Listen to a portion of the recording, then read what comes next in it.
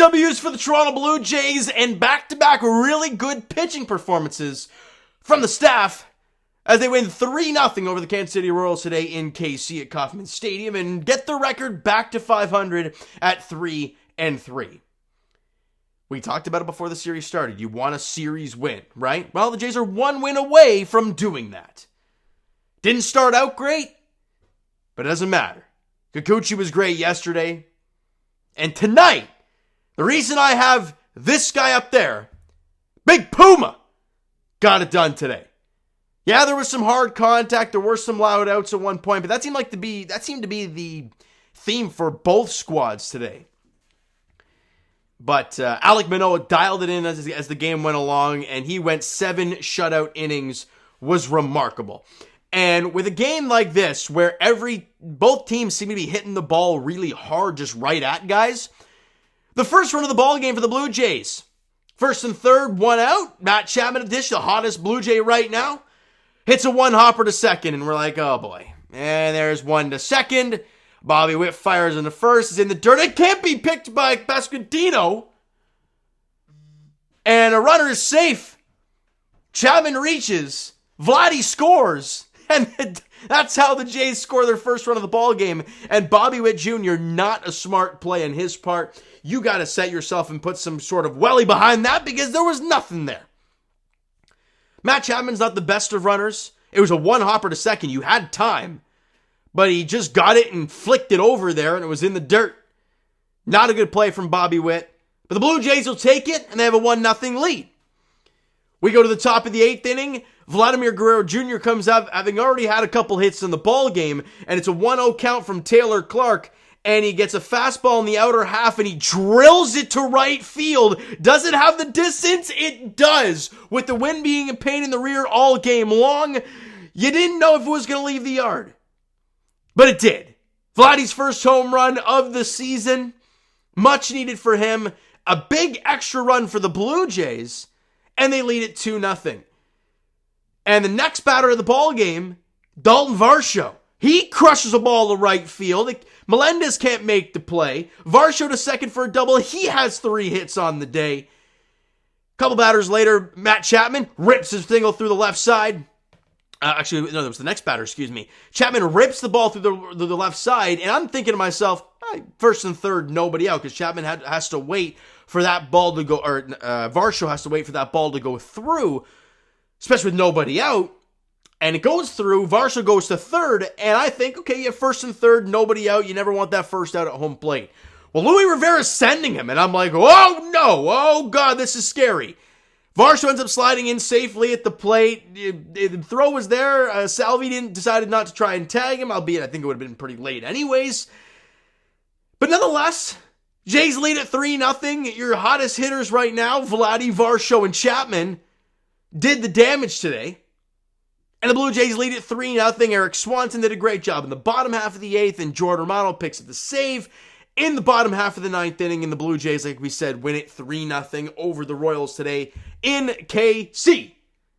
Let's get to the offensive stats. Vladdy, he did bounce into a double play, but he had 2 singles. One was a piss missile up the middle.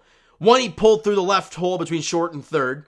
And obviously the home run to right field from Vladdy hit it to all sides, which just tells you how good of a hitter he is. And the crazy, crazy, crazy stat that I heard from this game today, Vladdy so far this year has struck out 1 time and he's walked 5 times. Vladdy is putting bat to ball. He's hitting the ball harder than last year, which is impossible to think about, but he is. And he's having a really nice start to his season. Now you're playing the Kansas City Royals, so it's like, do you really dwell on it too much? No, but you like what you're seeing. Hitting the ball hard. On the ground, sure, but he's hitting on a line and obviously getting one in the air today. Really nice job from Vladdy today. And Dalton Varsho, I mean, if you listen to podcasts, you will know that Dalton Varsho was talked about from after leaving Arizona, that he'd be a fan favorite in Toronto. And a lot of Jays fans were really angry that is all you got for the top catching prospect in baseball in Gabby Moreno and even Lourdes Gurriel Jr. And we were all thinking when that deal went down, okay, well, what else are we getting in that trade? Because it's one guy, and that's very scary. Well, Jays fans, you have like 3 years of control on Varsho. He's a left-handed bat. He's only 26 years old, so he's in line with this young core. And he's a left-handed bat, and he does literally everything you want in a ball player. He plays intense defense and smart defense. He's got pop in the bat. You saw it today, the triple or the double and the home run to the opposite field yesterday. He's got the little burners. Like I said on the Instagram Live after the game today, he's got the height of Alejandro Kirk, but the baseball player's sense of like a Matt Chapman. It is remarkable. And I love it. He's quick. He's smart. He's powerful. What else do you want? And oh yeah, hits lefty. He's a left-handed bat. Phenomenal job. He went 3 for 4. The run scored today. The VAR show is in full effect in Toronto right now, and hopefully continues throughout the rest of the season. The team overall, they only had 10 hits. And if you combine the 3, 4, 5 hitters in Vladdy Varsho and Matt Chapman, yeah, that's 8 of them. Bo went 0 for, I think who got the other hits? I think it was Whit Merrifield had a hit, and I believe George Springer had a single as well. But that was it for the offense. Look, they did their job. They won a ball game. Only struck out 6 times. They walked twice.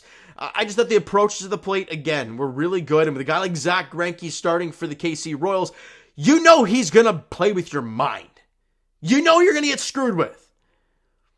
And Bo Bichette was a prime example where I thought he was just getting screwed with left and right. And he got a hold of one in his last at bat, but it went to the warning track caught by Jackie Bradley. But again, it is what it is. We move on. Let's get to the starting pitch, or the pitching staff, really. Alek Manoah, again, I thought that they were piecing him up at times, and they were going right to the players, which was nice. And he got some help on the line, when they were trying to double steal, and it was a line drive right to George Springer, and they doubled him up at second. And look, you got to make those plays. It's great. There were some lucky ones like that, but again, when he needed to make the big pitch to get the big out, he did that today. Big Puma did his job, 7 innings, only allowed 1 hit.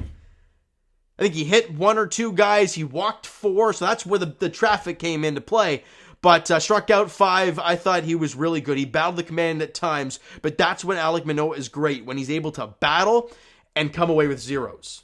And that's what he did today. So a really nice bounce back from him after the opening day start. Eric Swanson went a clean inning of work. No base runners, had a strikeout. I think he struck out Melendez on a nasty splitter.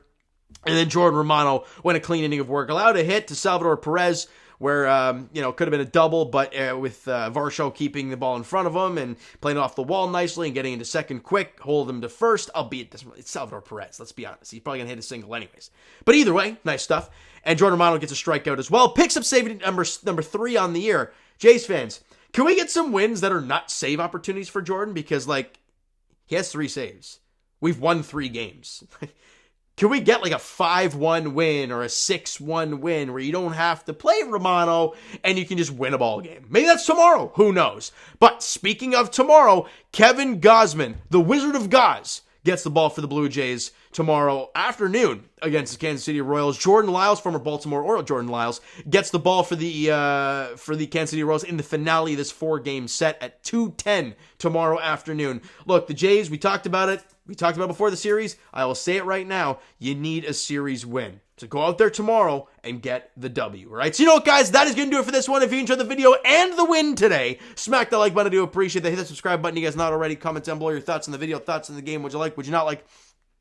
From today's game for the Toronto Blue Jays, the Twitter and Instagram links are down there, so follow up there. If you guys have not done so already, the Discord and TikTok links are down below as well, so follow up there as well. And I will talk to you guys, Leafs edition on, when do they play next? They play tomorrow, is it? Yeah, tomorrow. They take the Boston Bruins in Boston at 7 o'clock. And as for the Raptors, well, they lost tonight to the Celtics. We'll talk to you guys very shortly about that. And as for the Jays, we've talked about it already. I'll say it one more time.